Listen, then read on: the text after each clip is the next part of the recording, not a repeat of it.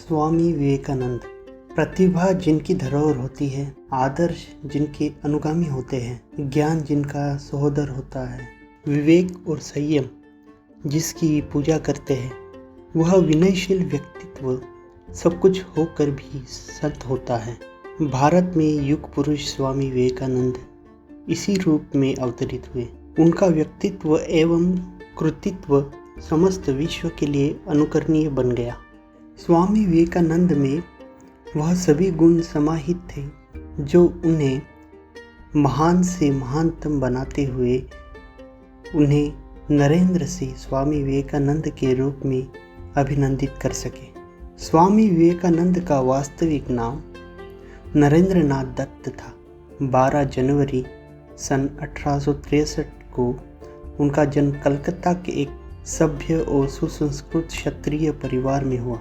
उनके पितामह बहुत अधिक धनाढ्य व्यक्ति थे, किंतु सांसारिक वस्तुओं से मोह त्याग कर वह 25 वर्ष की आयु में ही सन्यासी हो गए। नरेंद्र नाथ के पिता कलकत्ता के प्रसिद्ध वकील थे। इस व्यवसाय में उन्हें सुबह से शाम तक अत्यधिक व्यस्त रहना पड़ता था।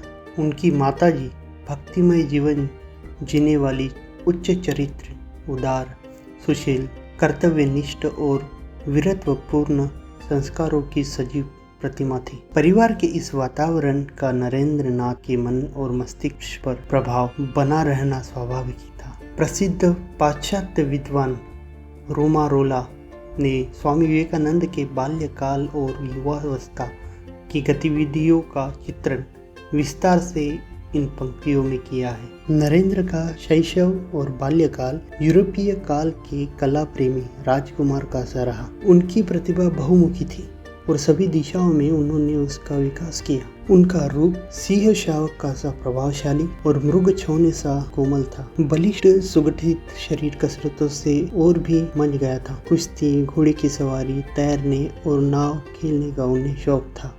युवकों के वह नेता और फैशन के नियंता थे। नृत्योत्सवों में वह कलापूर्ण नृत्य करते थे। उनका कंठ बड़ा सुरीला था, जिस पर बाद में रामकृष्ण भी मुग्ध हो गए। उन्होंने 4-5 वर्ष तक हिंदू और मुसलमान संगीताचार्यों के साथ गायन और संगीत का अभ्यास किया था। वह स्वयं गीत लिखते भी थे और उन्होंने भारतीय संगीत के दर्शन और विज्ञान पर एक संदर्भ ग्रंथ भी प्रकाशित किया था। संगीत उनके लिए सदैव उस मंदिर का द्वार था जिससे होकर ही परमात्मा की ओर बढ़ा जा सकता है।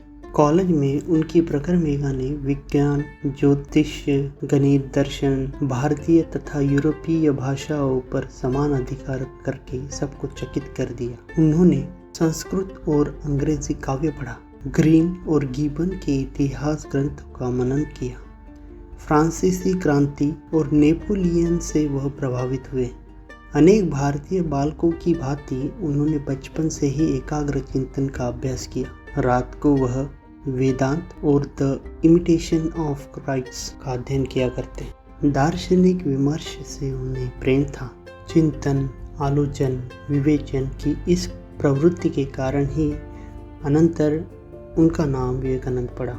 उन्होंने सौंदर्य में यूनानी, हेलेनिक आदर्श का और भारतीय जर्मन चिंतन का समन्वय करने का प्रयत्न किया, पर उनके विश्ववाद के जो जीवन के सभी रूपों पर अभियंतर की सत्ता की प्रतिष्ठा में उन्हें लियोनार्डो और लाबर्टी के समकक्ष ले जाता था। शिखर पर एक धर्मवान और परम पवित्र आत्मा का मुकुट भी शोभित था। इस सुंदर, स्वतंत्र और तेजस्वी युवक को संसार के सब सुख उपलब्ध थे, पर उसने स्वयं अपने पर कड़ा अनुशासन रखा था। बिना किसी संप्रदाय से बंधे अथवा प्रसिद्धि को अपनाए भी उसे अनुभव रहा था कि शरीर और मन की पवित्रता एक आध्यात्मिक शक्ति है जिसकी आग जीवन के प्रत्येक अंग में बस सकती है, किंतु थोड़े से दूषण से बुझ जाती है। साथ ही नरेंद्र पर उसकी भव्य नियति की छाया भी थी। उसकी दिशा को ठीक ठीक न पहचानते हुए भी नरेंद्र में उसके योग्य होने की और उसे निष्पन्न करने की लालसा थी। 19वीं सदी का युग बंगाल तथा सारे भारत के पुनरुत्थान का युग था। बहुत दिनों की गुलामी के कारण भारतवासियों के जीवन में जड़ता, स्वार्थपरता, शिक्षा तथा जाति मतभेद के अति प्रचार, आपस में एक दूसरे के लिए घृणा तथा अलगाव आदि ने भारत समाज को खोखला कर दिया था। श्री केशव चंद्र सेन के प्रभाव से वह बंगाल के युवा ब्रह्म आंदोलन में सम्मिलित हो गए। इसका उद्देश्य था जाति धर्म के भेदभाव के बिना भारतीय जनता की शिक्षा और एकता। ये ब्राह्म सुधारक ईसाई मिशनरियों से भी अधिक उग्रता के साथ सनातन हिंदू धर्म पर चोट कर रहे थे। नरेंद्र ने स्वतंत्र और सप्रमाण बुद्धि प्राप्त की थी। उन्होंने शीघ्र ही यह अनुभव कर लिया कि इन आलोचकों का मन संकीर्णता से भरा हुआ है। वह अधूरे पश्चिमी विज्ञान के समक्ष भारतीय ज्ञान को अपदस्थ करने के पक्ष में न हो सके। फिर भी वह ब्राह्म समाज के सभाओं में जाते रहे, किंतु उनका मन पूरी तरह अशांत था। नरेंद्र का मन संशय की दुनिया से मुक्ति पाने को बेचैन हो उठा। अंततः उन्हें इस विवशता भरी बेचैनी से मुक्ति मिली। विचारों और कार्यों के लिए एक नया क्षेत्र मिला। उनका परिचय एक युग प्रतिभा से हुआ। उनकी अवस्था 18 वर्ष की थी और वह विश्वविद्यालय की अपनी पहली परीक्षा की तैयारी कर रहे थे। उनके एक धनी मित्र सुरेंद्र नाथ मित्र के घर एक छोटा सा उत्सव था। इसी उत्सव में स्वामी रामकृष्ण परमहंस भी उपस्थित थे। नरेंद्र ने एक मोहक धार्मिक पद गाया। इसी अवसर पर रामकृष्ण परमहंस की तेज दृष्टि ने उन्हें देखा और अपना लिया। रामकृष्ण ने नरेंद्र से दक्षिणेश्वर आकर भेंट करने के लिए कहा और एक दिन नरेंद्र दक्षिणेश्वर जा पहुंचे। स्वामी रामकृष्ण परमहंस तो मानो उनकी प्रतीक्षा ही कर रहे थे। उन्होंने बड़े प्रेम से बातें की।